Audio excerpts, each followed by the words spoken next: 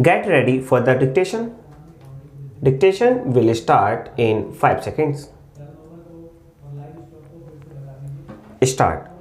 In the case at hand, it is clear crystal that on the basis of a complaint made by a member of the Legislative Assembly, an inquiry was directed to be held.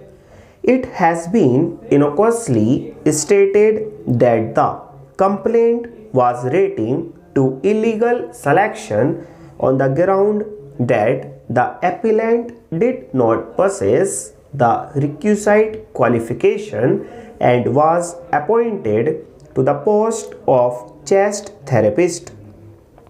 The report that was submitted by the Cabinet under bracket Vigilance Department eloquently states about the conduct and character of the appellant. The stand taken in the counter affidavit indicates about the behavior of the appellant. It is also noticeable that the authorities, after issuing the notice to show cause and obtaining a reply from the delinquent employee, did not supply the documents.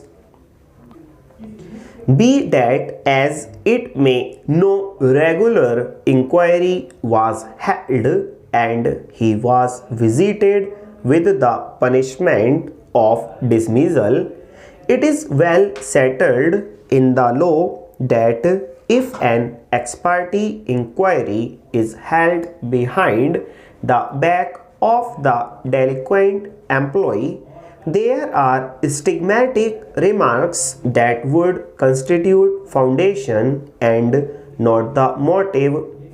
Therefore, when the inquiry commenced and thereafter without framing of charges or without holding an inquiry, the delinquent employee was dismissed, there is clear violation of principles of natural justice. It cannot be equated with a situation of dropping of the disciplinary proceedings and passing an order of termination simpliciter. In that event, it would have been motive and could not have travelled to the realm of the foundation. We may hasten to add that had the appellant would have been visited with minor punishment, the matter possibly would have been totally different. It is also not the case that he was terminated solely on the ground of earlier punishment.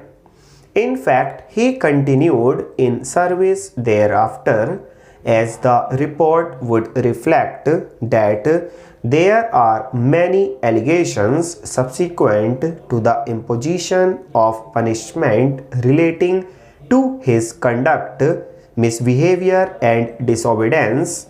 The Vigilance Department in fact had conducted an inquiry behind the back of the appellant. The stigma has been cast in view of the report received by the Central Vigilance Commission, which was ex parte, and when that was put to the delinquent employee, holding of a regular inquiry was imperative. It was not an inquiry only to find out that he did not possess the requisite qualification. Had that been so, the matter would have been altogether different. The allegations in the report of the Vigilance Department pertain to his misbehavior, conduct, and his dealing with the officers, and the same also gets accentuated by the stand taken in the counter affidavit. Thus, By no stress to imagination, it can be accepted that its termination simpliciter.